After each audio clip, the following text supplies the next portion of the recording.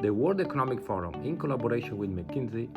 initiated the Global Lighthouse Network project, with the aim to identify companies across sectors and across geographies that has been able to scale up Industry 4.0 solutions in order to achieve both financial and operational performance as well as environmental sustainability. 15 companies has been added to the network, out of which 8 were in Asia, leading to a total number of 32 companies in Asia. Asia is the leading region in the network, and that places the region at the center of the Industry 4.0 revolutions.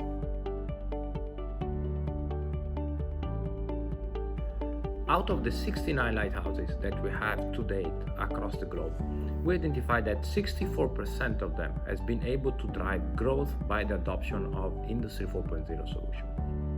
In all those cases, with little to no capital expenditure, they were being able to unlock capacity and able to grow by coupling some of the technology solutions together with a much more flexible production system.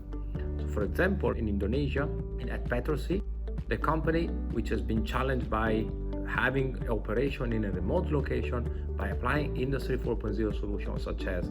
remote dispatch tracking, drone surveillance, and real-time monitoring of performance, they've been able to move from a loss-making to a profitable mine in less than 6 months.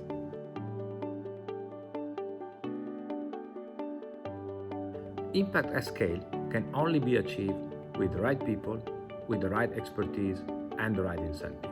A common thread across all the different lighthouses is that they put people at the center of the transformation,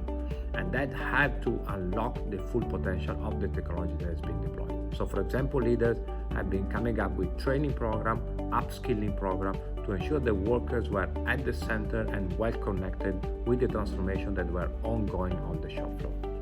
For example, at HP in Singapore, where they were facing labor shortage and also increased product complexity,